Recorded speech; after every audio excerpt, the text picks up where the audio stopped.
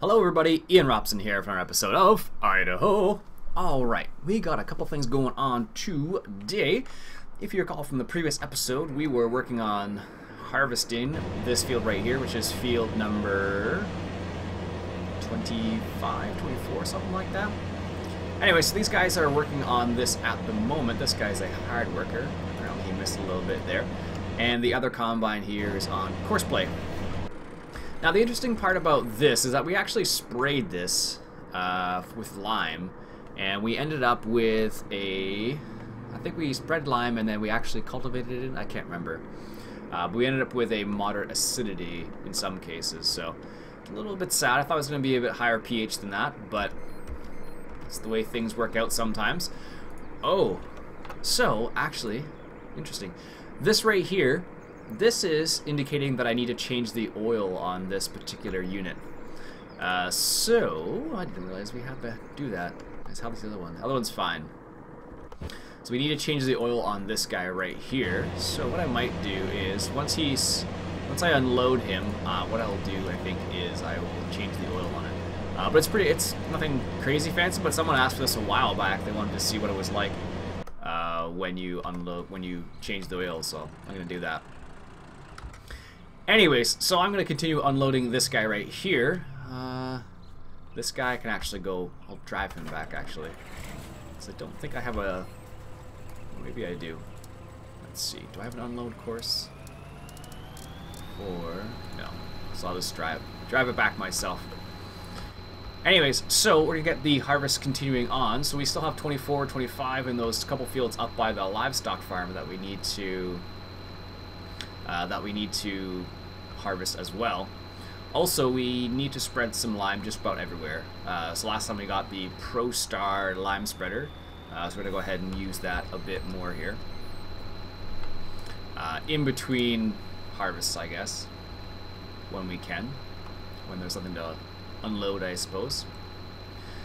And what else do we have going on? I guess that's the majority of it, which is quite a lot when you think about it, but doesn't seem like very much, but it actually is. Anyhow, let's get this started. Well, we've already started. Anyways, I hope everyone's having a good starting to the school year. I know for a lot of people it started in early September or perhaps even August for some people. So I hope that's going well for people.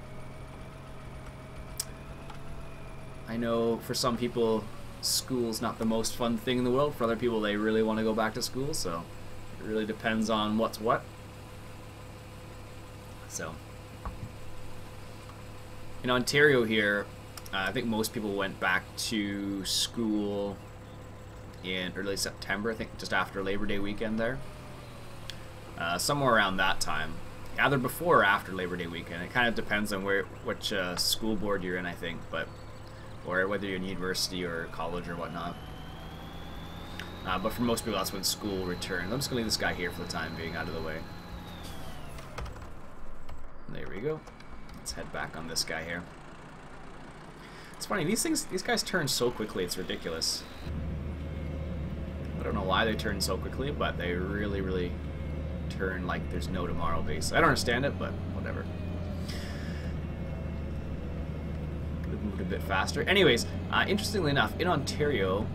we had a little bit. We've had some. The temperatures really dropped here in the last little while. Like it's gone from 10 degrees Celsius plus days and nights to below 10, which isn't very good because what that means for a lot of farmers is some of them are actually having to deal with frost issues, which is not something as a farmer you want to deal with this close to harvest. So basically, what it means is that depending on what the crop is and whether they planted like early maturing soybeans, for example, or corn in different scenarios. For some people, it'll mean, upwards of, 5, 10, 15, 20, up to 30% loss of yield because their soybeans got a frost on them, which is pretty scary when you think about it. When your whole livelihood essentially is based on, the whims of the weather. It's pretty significant when you potentially can lose, upwards of 30% of your crop. It's kind of scary. And I'm on the wrong side of the pipe for the pipe, aren't I? Yes, I am. Okie doke. Maybe I can catch the other guy over there. I have a feeling he's going to turn first, though. So I might just turn around and catch this guy on the other way around. Yeah, so it's pretty scary, actually. So a lot of farmers who planted, let's say, early maturing soybeans are probably happy that they did, because maybe they're taking them off now and they're in the later stages of their development, which means that the frost won't hurt them nearly as much. Whereas if you still have a couple more stages to go in the soybean growth, I think the stages are called like R5 or R6. If you're in one of those stages, then maybe the toll wouldn't be as bad, right? So it really depends on what the scenario is. So I don't know. I've been following that to see what's happened. I know out in Alberta, they actually got, I think it was Alberta at least, Alberta, Manitoba, I think, well, Western Canada, let's say. I'm pretty sure it was Alberta. They actually did get frost. So that means that a lot of the crops out there probably are not looking so hot. But they have a shorter growing season, so it's not... I suppose they are more... They're used to it, I guess, is what I'm trying to say. More used to it than Ontario farmers, I guess. But it's still, it's not... in either scenario, it's not something that you want to deal with, so... That's for sure. Actually, I'll do it this way. Let him finish up that last little pass. Perfect. And then I'll drive this guy over here and unload him. So yeah, it's pretty scary actually when you think about that type of scenario, because you, I don't know, it's like, if you think about gambling, it's pretty ridiculous gambling in that scenario. Like, you're basically going from, you know, making some decent money to not making any money. Like, for a lot of farmers, their soybean crop this year in Ontario, at least, a lot of them, let's say, looked really decent. But if it gets frost, it's not going to look so decent anymore, basically. So, pretty scary. I don't know. It's a pretty big bet. But I don't know. That's one of the reasons if I were to do, you know, lot farming full time, it would be, I don't know if it is or not, but it seems as if it might be less risky if you were to raise livestock. Just seems that way, at least. I don't know if that's true or not, because I know you have to deal with lots of other issues, but it just seems as if it would be slightly less risky, because you wouldn't, you know, if your animals got frost, it wouldn't be, you know, the end of the world sort of thing, especially if you're raising cows, for example. But then you need to make sure you get the crop off for the cows, so like if you're doing silage or whatever, so kind of scary. Any scenario, really. Excellent. This guy's actually doing better than I thought he was going to do. Lots of material in there. Guess he's done. Or I guess I'm getting too close, which is probably the problem here. Yeah, that's what it is. Terrible at keeping distance, apparently. There we go. It's one of those things, like, I don't know, I like to try to be in here, but I often find that when I'm in the cab trying to do this, I veer away from the combine too much, or I veer towards the combine too much. Anyways, he's probably, yeah, that's what I thought. I hate when that happens. You get out of the combine for a second, the engine turns up. It's weird though, because some combines have no problem when you get out of them, some of them do, so I don't know. I think it must be this truck. I don't understand why this truck is so laggy. I think it must be the chrome on the rims, I don't know, but it just seems as if it's really laggy. Oops, I guess I should have done that. Anyways, what I'm going to do is I'm going to let's see, I'm going to leave the header in the corner here. It's going to drive the combine back. I'll show you what it looks like. It's actually easier for me to drive the combine to the livestock farm where I have the oil, rather than bring the pallet to the combine, because the pallets don't stay on the combine very well, so, or on the front loader extremely well. Alright, so let's go for a drive. Alright, so we're going to grab the oil, and I don't know if you've seen it or not, but I have the oil at the livestock farm, which is up here. Commonly referred to as the second farm on this map. So, yeah, when I actually used this combine for the very first time, when I found out needed to replace the oil, I knew the Class Dominator had that, like the original Class Dominator, but I didn't realize that this one had the same thing. But it is based on that model. I guess I didn't use the Class Dominator enough to experience this because I've never had to do it before. I don't know if you people remember or not, but I played on Lomerheim, a map. I played on it a while ago, and on that map I actually used a Class Dominator. It was a more realistic version of it, and it did not work well. That's probably why I haven't used it very much since. Although this particular combine, which is based on the Class Dominator, is fantastic. I've had no problems with this one. I guess we could go up here, do it this way. Yeah, I've had no problems with this particular combine, which is excellent. So, it's really been nice. I do like the way it looks too. They did a really good job on this. I wish this was a bit sharper, the New Holland TF78, but other than that, I can live with it. Should be interesting to see what happens with the with Farming Simulator 2015, where they have the New Holland, and they'll have a couple New Holland combines. So that will be kind of interesting to see how good they are. I suppose there'll be something similar to the combines that you get now, the mods, I suppose. I don't know. It's hard to say. If you follow me on Twitter, I tweeted something out the other day about Farming Simulator. They released some more photos, and they dropped down, they let people know when the date was for the release date, which is October 30th, which is almost not less than a month, but coming up on a month. So that's pretty cool. Pretty excited about that. Should be interesting to see how it's received and how many bugs it has in it, for example. That should be kind of interesting. Also, I'm curious as to what you think we should do for 2015, because am I going to be able to? Maybe, we'll see. Because what will happen is everyone who plays Farming Simulator is going to be playing Farming Simulator at the same time. 2015. So I was thinking about alternating between 2015 and 2013. Because for the first little bit of 2015, it'll be all vanilla equipment, and everyone will be using vanilla equipment, so I don't know. Alright, so as you can see, we have change oil up here. So we have the oil light on. I need to change the oil. I'm right by the, let me just show you with the oil palette here. So that's the palette with all the oil, and as you can see, that you actually do lose an oil can. So let's see if I can, it's a good area here. Can I get a good point of view on the oil? No, apparently not. That's as good as it's going to get. Alright, so watch the oil palette there. Dink. And that's all it is. And now it's good to go again.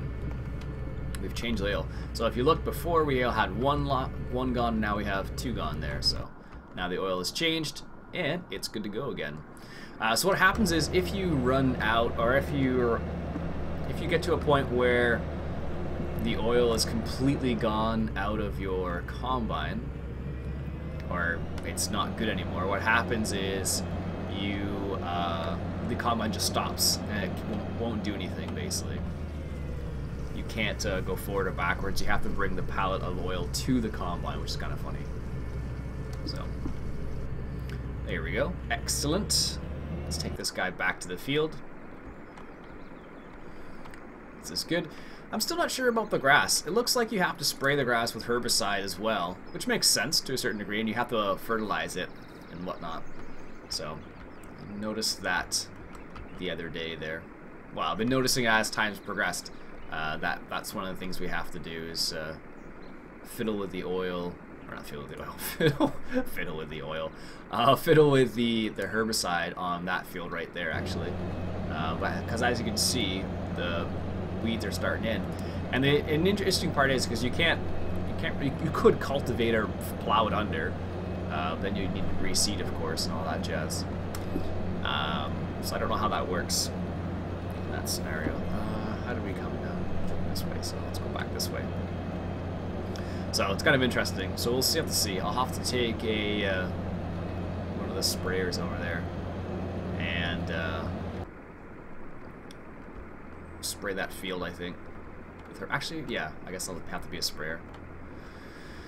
Alright, so this guy was on course play. Okay. So I'll have to do it in a second. I'll drive this guy back and set him on course play once again. And then what I'll do is I will return to my homemade tractor there and continue unloading the combines. Doesn't seem as if that combine stopped yet, so he's not full, which is good. I can't see whether his lights are on either, so yeah, doesn't look like it. Anyways, it's funny, I was listening to a podcast the other day. It was called the Cropline Update with Peter Johnson. He's an old MAFRA representative. I mentioned him a couple times now. Anyways, he does the Cropline Update, which is like, you know, what's going on in Ontario primarily, in reference to the crops and whatnot. That's why it's called the Cropline Update. Anyways, he was talking about some people were still kind of holding back on planting winter wheat.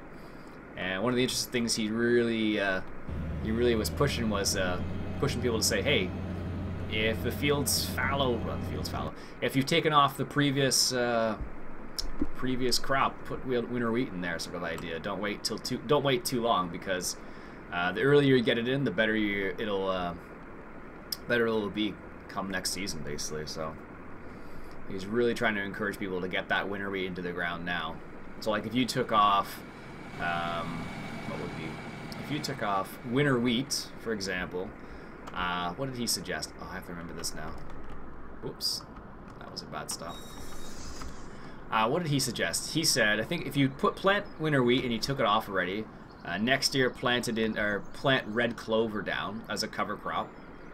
I think he said normally I think he would said double cut red clover. I think that's what he said, and then you could take a forage crop off of that. I'll let him start there. I think that's what he was saying, if memory serves. Where's that combine? Oh, perfect. I think that's what he was saying for that. So if you're taking winter wheat, plant double cut red clover. I think that's what it was. I'd have to double check that, to be honest with you, but that's what he was saying for a cover crop. And then you can take the clover off as a forage for animals if you like, or you can burn it down later on in the season. That's one of the things he was saying. And then after winter wheat, oh gosh, I'm really testing my memory right now. After winter wheat, what did he say? All right, let me just get this guy in position here. Yeah, so after winter wheat, I almost hit my TeamSpeak button there for a second. That's funny. So after winter wheat, he was saying that winter wheat, soybeans, and then corn, I think it was. I think that was the rotation he's referred to. Don't quote me on that. I'd have to actually listen again to the podcast, but I'm pretty sure that's what he was saying. Something along those lines. So I think that's what he was saying. Anyways, but the interesting part about that, that I found interesting at least, is by doing that type of rotation, I think he said after winter wheat, if you do soybeans, I think you get a 5% increase, 5 bushel an acre increase.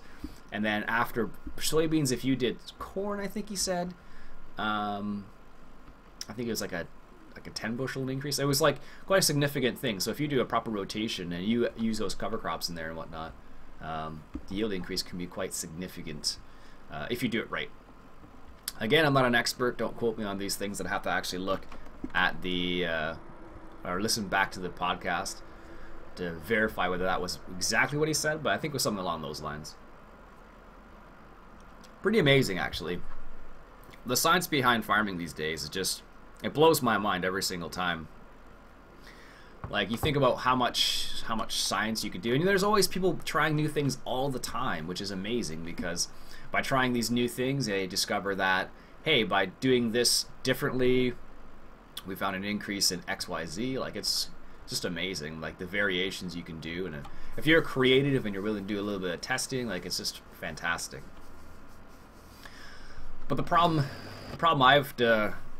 I realize is that in farming you only get one test per year, and you can't test it more than once in a year basically, because it's all based around farming and whatnot and the seasons, well, at least in Canada. And if you want to try something else that would work in Canada, I don't know. It's different everywhere, right? So you have to be careful of these things. So in Canada in Canada I should say, in Ontario, what works here, it wouldn't necessarily work what works in Alberta, because different climates and whatnot, right? So it's always amazing. We were thinking about getting a silage tipper. I actually looked around to see if there's anything new that was nice, and I didn't see anything that really jumped out at me. There are silage trailers out there, I know that for a fact, but I didn't see anything that really was like, oh, that's really awesome, I want to use that. So in light of that, this one's an Irish one, so I'm not going to use that. Let's see if we can get away from that sound. That seems really loud right now. Really? Oh, there we go. Nope, Ian, you wanted the shop. So in light of that, I'm just going to use one of the ones we've probably used before. I'm not going to use these ones because these are definitely not British and they're definitely too tiny for my purposes. I could use something like this. I have used the Flygle Bull. I use that on All-American Farm, and I use the Fortuna on the All-American Farm as well. I kind of want something that's a bit multi-purpose, so in case I want to use it to unload things. Because the other option, of course, we have is using a loading wagon, or a forge wagon, sorry. It's in the loading wagon section. We could use one of these for silage as well. I wouldn't use these because that's not going to work for my purposes, but something along these lines could work easily enough. And they're pretty mighty, but it only works for silage and grass basically, and forage. So I want it to be, like I said, multi-purpose.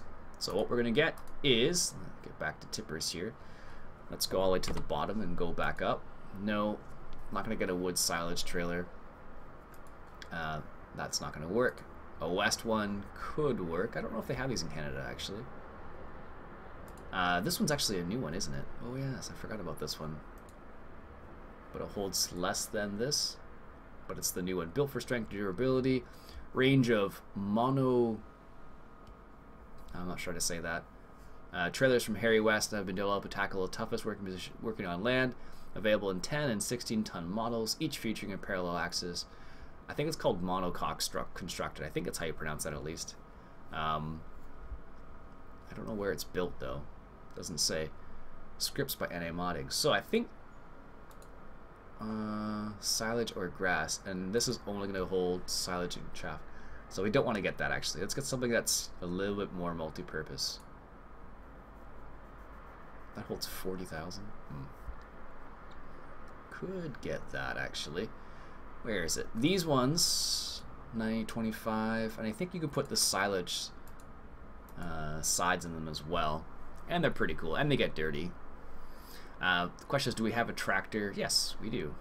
We don't have any orange tractors, though. But we're going to get one of these, because we can use it for a whole bunch of different stuff. We could use it for silage, we could use it for wheat, canola, corn, barley, chaff, potatoes, sugar beets, manure, grass, or fertilizer. So manure is nice as well. So if we want to make an alternative tip pile, that'll be a nice little feature of it. So let's get that. Alright, so let's hop back into this guy here. Which is good, I think. Let's check on our two combines. He's only at 25%, and he's just starting again. So, having said that, let's hop into, not this guy right here. But we wanted to make chaff out of that. So, what we'll do is we will start this guy up here.